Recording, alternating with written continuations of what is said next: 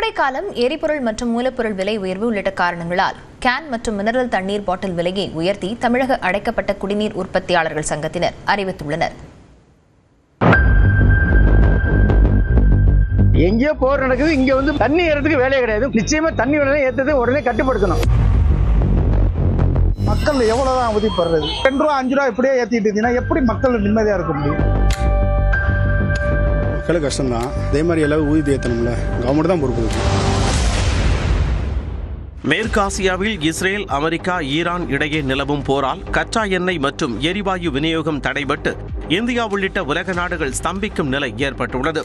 கச்சா எண்ணெய் தட்டுப்பாட்டால் பிரீமியம் வகை பெட்ரோலின் விலையை எண்ணெய் நிறுவனங்கள் ஏற்றிய நிலையில், மறுபுறம் வணிக சிலிண்டர் தட்டுப்பாட்டால் உணவகங்கள் உள்ளிட்ட பல்வேறு நிறுவனங்கள் இயங்க முடியாத நிலை நிலவுகிறது.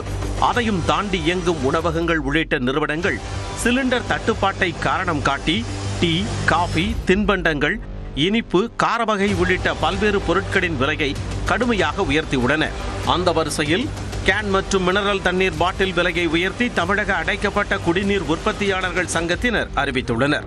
சென்னையில் செய்தியாளர்களை சந்தித்த அச்சங்கத்தினர் மூலப்பொருட்கள் விலை உயர்வு, வேலையாட்கள் சம்பளம் அதிகரிப்பு, மின்கட்டண உயர்வு காரணமாக குடிநீர் விலையை உயர்த்தும் கட்டாயம் ஏற்பட்டுள்ளதாக கூறினர். எங்களது குடிநீர் கேன்களின் விலையும் பாட்டில் விலையிலிருந்து நாங்கள் விற்பனை செய்யக்கூடிய விலையிலிருந்து ஒரு பாட்டிலுக்கு 3 ரூபாய் இருந்து 5 ரூபாய் வரை, கேனுக்கும் ஒரு 20 லிட்டர் கேன் குடிநீர் கேனுக்கு 5 ரூபாய் விலையும் உயர்த்துவதாக நாங்கள் முடிவு செய்துள்ளோம். அதே நேரம் திடீர் தண்ணீர் கேன் விலை உயர்வால் நடுத்தர மக்கள் அதிர்ச்சி அடைந்துள்ளனர். எங்கேயோ போர் நடக்குது, இங்க வந்து பாக்கி காய்கறி ஏறுதுங்கிறான். அதே மாதிரி இப்ப வந்து தண்ணி ஏறதுக்கு வேலையே கிடையாது. வருகிற கோடை காலத்துல நிச்சயமா தண்ணி விலை ஏற்றது உடனே கட்டுப்படுத்தணும். 20 ரூபா ஒரு லிட்டர் தண்ணி வித்தாங்க. இப்ப 23 ரூபா 25 ரூபா இருக்கும்போது யாருக்கு லாஸ் ஆகும்? மக்களுக்கு தானே பாதிப்பாகும். அதனால மக்கள் எவ்வளவுதான் அவதிப்படுறது? அதனால ரேட்டு வந்து எப்பவுமே மக்களுக்கு குறைச்சு, அதாவது ஃப்ரீயா கொடுத்தா குடிக்கிற காலத்திலே நம்மளால முடியல. காசு கொடுத்து குடிக்கிறது ரொம்ப கஷ்டம்.